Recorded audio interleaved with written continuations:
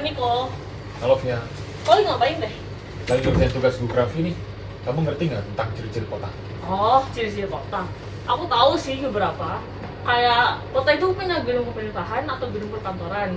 Dan kota itu juga punya sarana olahraga yang bisa dipakai penduduk.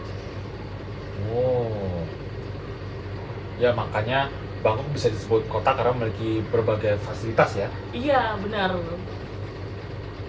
Lagian, kenapa sih kota punya banyak fasilitas tidak seperti di desa?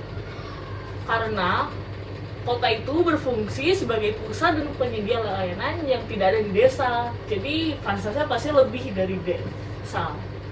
Oh, iya benar. Bahkan benar kota menjadi pusat perdagangan bagi suatu negara atau daerah. Seperti kota New York yang merupakan pusat perdagangan di Amerika. Nah iya, bener itu. Ngomong-ngomong tentang Amerika, negara ini juga punya pusat pemerintahan di kota Washington DC. Oh iya, Bangkok juga sebagai ibu kota Thailand juga mempunyai banyak lahan hijau dan taman yang dapat digunakan sebagai paru-paru kota. Salah satunya adalah Taman Lumpini. Oh, ya benar itu. Taman Lumpini sangat luas dan hijau. Kota juga bisa berfungsi sebagai pusat pendidikan ya. Iya, kayak contohnya kalau di Indo tuh kayak Bandung, Yogyakarta, Surabaya. Hmm. Ngomong-ngomong, kota kan juga punya masyarakat. Nah, apa saja ya ciri-ciri masyarakat kota? Oh itu mah cari aja di Google. Yang benar. Jadi masyarakat kota itu umumnya bersifat individualisme. Hubungan sosialnya itu Gesellschaft. Wow, jahat sekali ya. Ya iya sih, tapi itu juga bikin masyarakat kota lebih rasional dibandingkan masyarakat desa. Oh iya, dan juga mempunyai segregasi keruangan dan juga sedikit melonggarkan norma agama. Iya, ini mah bikin kota mau hancur. Ya enggak lah, kan kota itu punya tahap pengembangannya sendiri. Oh iya, apa aja tuh? Nah, jadi yang pertama adalah tahap Eopolis. Apaan tuh? Jadi, ini adalah tahap perkembangan desa yang sudah teratur menuju arah kehidupan kota. Oh, yang kedua itu tahap polis kan? Karena kotanya masih bersifat agraris. Nah, ya benar. Kalau tahap ketiganya adalah metropolis, yang mana kehidupannya sudah mengarah ke industri. Kalau tahap keempatnya, tahap megapolis. Karena kota itu terdiri atas beberapa kota metropolis. Lalu yang kelima apa sih? Yang kelima itu Pianopolis, yaitu kota yang ditandai dengan kekacauan dan tingkat kriminalitas yang tinggi. Nah, yang terakhir atau yang keenam adalah nekropolis, suatu kota yang mulai mengalami keruntuhan. Kasihan ya. Ya.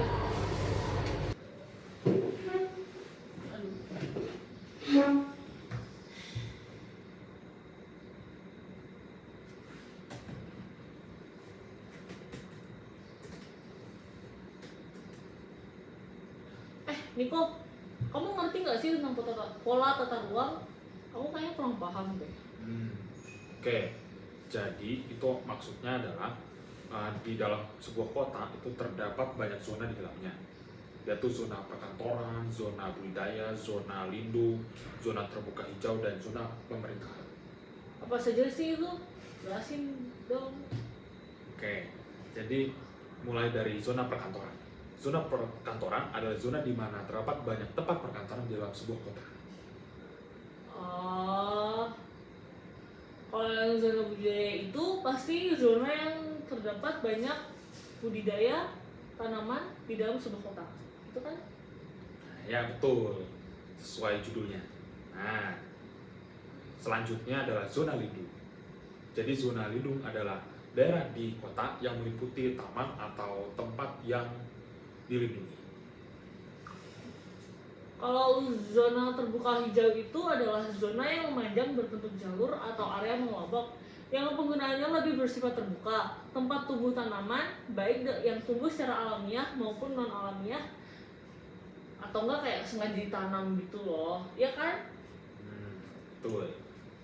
Lalu selanjutnya adalah zona pemerintahan, di mana daerah ini adalah daerah di kota yang meliputi tempat-tempat pemerintahan, seperti tempat kementerian, DPR, DPRD, dan lain-lain.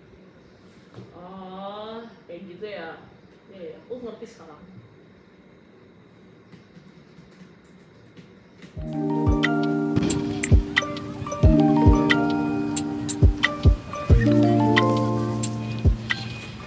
Jadi kota itu punya banyak zona. Kau lihat nggak di sana? Iya, banyak sekali gedungnya. Karena saya ingat waktu ke pinggiran Bangko tuh sangat sempit itu, bahkan banyaknya tuh pemukiman yang Nah, itu adalah salah satu teori kota, yaitu teori konsentrus oleh Ernest Burgess. Karena pola ruang dari suatu kota itu menjauhi titik pusat kotanya. Oh gitu, tapi nggak semua kota teratur ya? Iya, karena itu merupakan teori sektoral yang dikemukakan oleh Robert Hoyle. Iya, gitu. Oh. Itu teori yang menyatakan bahwa pertumbuhan kota tidak selalu dimulai dari inti kota, namun dari wilayah sektoral-sektoral yang kemudian menyebar ke sekitarnya. Bener banget itu. Nah, kalau yang selanjutnya itu teori inti ganda. Teori ini dinyatakan oleh siapa ya? Aku lupa. Oleh Edward Pullman dan C.D. Harris. Oh iya. Mereka berpendapat bahwa pusat dari suatu kota tidak hanya berada di pusat atau tengah kota tersebut, namun beberapa inti yang terpisah. Inti-inti tersebut berkembang berdasarkan penggunaan lahannya yang fungsional. Oh gitu. Nah, sekarang tinggal teori poros dan teori historis. Kan? Oh, kalau teori poros dikemukakan oleh Babcock dan menyatakan bahwa jalur transportasi berperan utama karena mobilitas fungsi dan penduduk mempunyai intensitas yang sama dalam konfigurasi relief kota yang seragam. Bener juga. Nah, karena itu ya, Jakarta mulai maju karena transportasinya mulai berkembang dan beragam. Nah, ya. Dan yang terakhir itu adalah teori poros. Teori yang dikemukakan oleh Alonso yang menyatakan bahwa perubahan tempat tinggal penduduk didasari oleh nilai sejarah. Maksudnya itu kayak gimana? Penduduk kota membangun pemukiman di pinggiran wilayah sentral bisnis, distrik, karena daerah ini menjanjikan kenaikan standar hidup bagi penduduknya. Oh iya, jadi perpindahan penduduk itu karena alasan-alasan tertentu ya? Betul itu. Via, udah jam segini nih.